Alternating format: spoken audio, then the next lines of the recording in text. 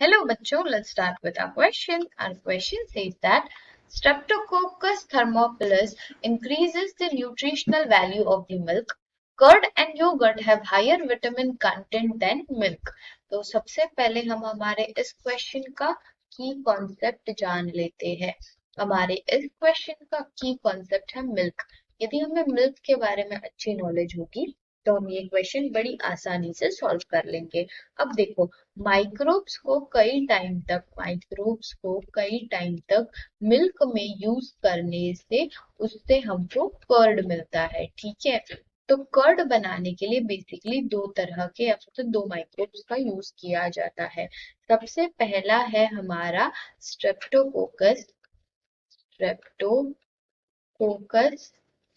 ठीक है, सबसे पहला है हमारा स्ट्रेप्टोकोकस थर्मोफाइलस और फिर उसके बाद में दूसरा है हमारा लैक्टोबैसिलस.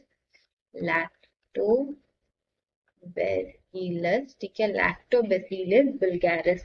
ये है हमारा बुल्गारिकस. लैक्टोबैसिलस बुल्गारिकस ये हमारा दूसरा माइक्रोब है. तो ये दो माइक्रोब जो है वो हमें मिल्क से कर्ड बनाने के लिए यूज किया जाता है. तो अब क्या होता है, जब मिल्क से कर्ड बनाते हैं तो कर्ड बनाते समय मिल्क का जो न्यूट्रिशनल वैल्यू होता है वो बढ़ जाता है. ठीक है, तो मिल्क का न्यूट्रिशनल वैल्यू बढ़ जाता है. तो जिसके जिसके वजह से मिल्क के अंदर जितने भी कंपोनेंट्स होते हैं जैसे कि विटामिन, कैल्शियम, ये सब भी बढ़ जाता है. तो मिल्क के अंदर अंदर का जो न्यूट्रिशनल वैल्यू है वो इंक्रीज तब होगा जब हम मिल्क से कर्ड में उसको कन्वर्ट करेंगे. तब हमें दिया गया है असर्शन में Streptococcus thermophilus increases the nutritional value of the milk, जो कि सही है क्योंकि जब Streptococcus thermophilus डालेंगे तब मिल्क से कर्ड बनेगा और उसका न्यूट्रिशनल वैल्यू इंक्रीज हो जाएगा. यानी कि हमारा assertion ट्रू है.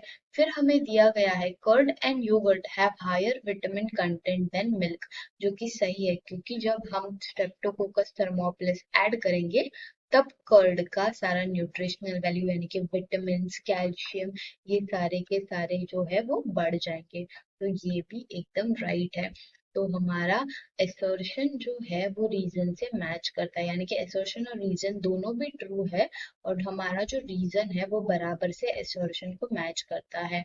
तो हमारा राइट आंसर आएगा option A. If assertion and reason are true and reason is the correct explanation of the assertion. The right answer is option A. Hope you understood this question well. All the best.